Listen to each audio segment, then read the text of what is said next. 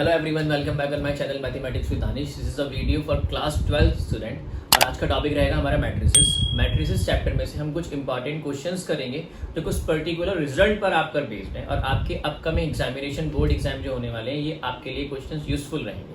ठीक है, तो स्टार्ट करते हैं इस वीडियो को।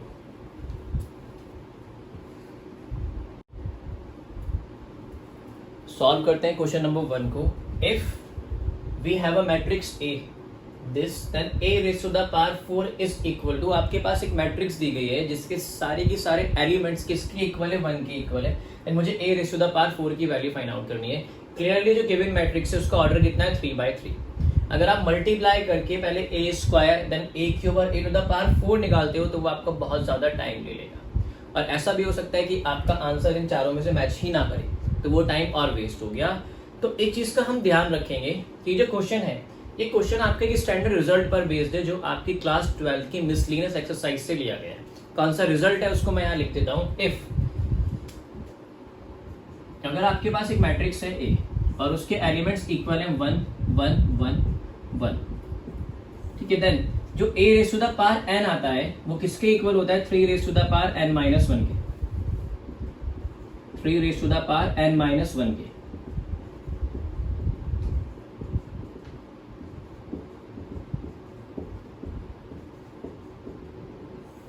ये क्वेश्चन नंबर 1 और क्वेश्चन नंबर 2 दिया गया है मिसलिनियस एक्सरसाइज में एनसीईआरटी की, और ये लास्ट ईयर तक सब्जेक्टिव क्वेश्चंस में बहुत पूछा जाता था और ये क्वेश्चन आपका क्लास 11 के टॉपिक पर बेस्ड है, principle of mathematical induction. But इसकी प्रूफ की यहाँ नीड नहीं है, इस रिजल्ट को आप डायरेक्टली लर्न करो।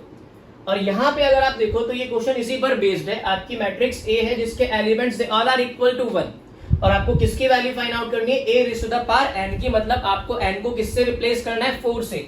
तो a raise to the power 4 will be 3 raise to the power n minus 1, that is 4 minus 1 3, 3 raise to the power 3।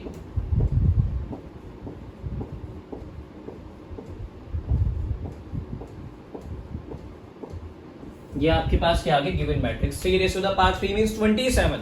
तो जो a टू द पावर 4 टाइप की मैट्रिक्स है उसका each and every element will equal to 27 and given इन तीनों options में से जो करेक्ट आंसर है it is option number C, क्योंकि इसका एलिमेंट क्या रिप्रेजेंट करता है, ईच एंड एवरी एलिमेंट 27 दिया गया है। तो ऐसे डायरेक्ट रिजल्ट आपके यूज होंगे एग्जाम में जो क्वेश्चंस दिए गए होंगे। तो हमें जितने भी थ्योरम्स हैं या फिर डायरेक्ट रिजल्ट है या स्टैंडर्ड क्वेश्चन है उनको हमें लर्न करना पड़ेगा ताकि हमारा एग्जाम में टाइम सेव हो जाए। Okay, please make a note.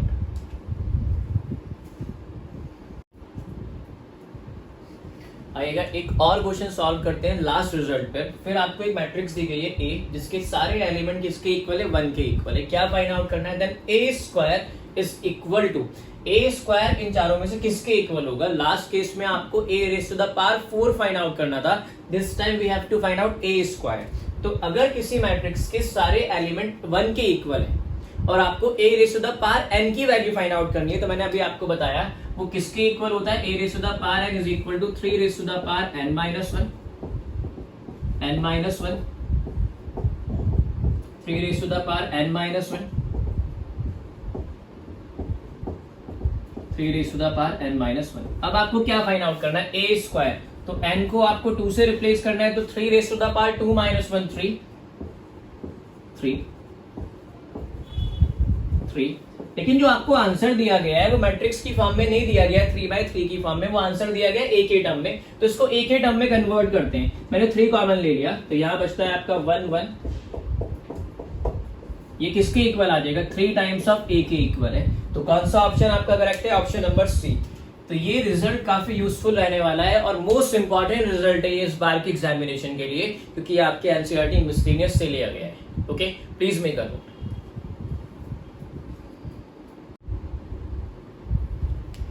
आइएगा क्वेश्चन नंबर 3 सॉल्व करते हैं। If a is equal to cos theta minus sin theta cos theta, a given matrix of order 2/2 and a condition is given here, a transpose plus a is equal to identity matrix of order 2, then theta की value find out करनी है, angle की value find out करनी है। तो इस relation को use करते हैं, जो कंडीशन यहाँ दी गई है a ट्रांसपोज की वैल्यू कितनी हो जाएगी, यहाँ पे रोज को किससे चेंज कर देना है, कॉलम से।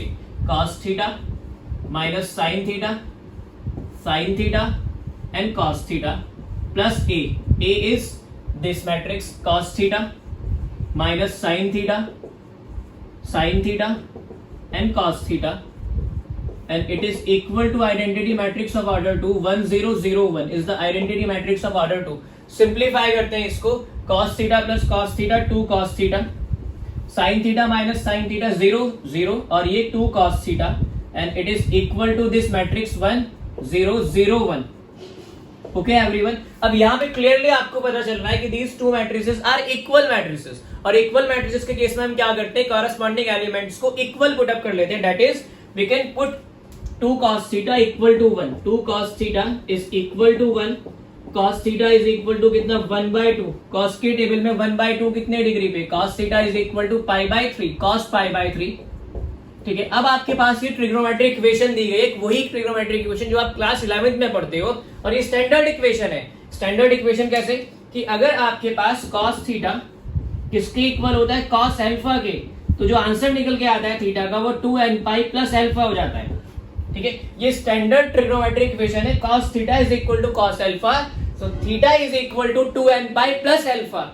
तो यहाँ पे cos थीटा क्या है, cos π/3 के इक्वल है, तो यहाँ पे अल्फा कितना है, π/3. So answer will be 2n pi plus π/3. This is the answer, this is correct answer. तो ये कौन से ऑप्शन में दिया गया है, it is an option number C, where n किसको बिलोंग करता है, सेट ऑफ ऑल इंटीजर्स को. तो ये मैट्रिसेस के साथ साथ क्लास 11 की ट्रिग्नोमेट्री का भी रिजल्ट यहाँ पे यूज किया गया है. Okay everyone, please make a note.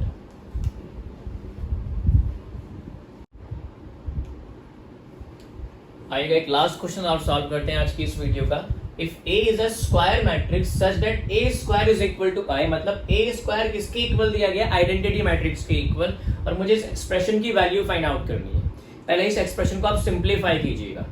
A minus I raise to the power 3, that is A minus B of whole cube के आइडेंटिटीज. इसको एक्सपेंड करते हैं, A cube minus I cube minus 3A square I and plus 3AI square. Okay, similarly a plus I of whole cube, that is A plus B of whole cube, A cube plus I cube plus 3A square I plus 3AI square minus 7A. ये solve हो गया, और minus 7A as it is. अब जो value यहाँ से eliminate होती है, कैंसिल हो सकती है, उनको कैंसिल कीजिए. ये cancel, 3A square I plus 3A square I से cancel. Okay, so we have 2A cube, 2 times of A cube plus 3A square I plus 3A square I plus 6AI square sorry and minus 7I. ठीक है, ये term इसके साथ add हो गई, इसको इसके साथ ही ऐड कर लिया, minus 7A as it is not I, it is A, minus 7A. अब इसको सिंप्लीफाई करते हैं, 2 as it is, इसको ब्रेक कर लेते हैं, A स्क्वायर इंटू A में प्लस 6AI स्क्वायर I के इक्वल ही होता है, आपको पता होना चाहिए, minus 7A. So this will be A square is equal to I, तो 2IA plus 6AI minus 7A. So this will be 2 plus 6 8, IA और AI they both are same, तो IA मैंने लिख लिया minus 7A. किसी भी matrix को identity से मैट्रिक्स से मल्टीप्लाई करते हो तो आपको as it is matrix obtain होती है 8A minus 7A. 8A minus 7A is 8. ठीक है, तो यहाँ पे कौन सा ऑप्शन आपको करेक्ट दिया गया है, option number A is correct. हमें कुछ प्रॉपर्टीज पता होना चाहिए, जैसे आपके पास ये आई स्क्वायर किसके इक्वल होता है, आई के इक्वल होता है, आई ए इंटू आई इंटू ए, ये आई के ए के इक्वल ही होता है, और क्वेश्चन में ए स्क्वायर किसके इक्वल दिया गया, आई के इक्वल, ये गिवन है. और ये दोनों इंपॉर्टेंट रिजल्ट है, डायरेक्ट रिजल्ट है, तो ये आपको लर्न होंगे तो ये क्वेश्चन आपका सॉल्व हो जाएगा. ठीक है, प्लीज मेक अ नोट.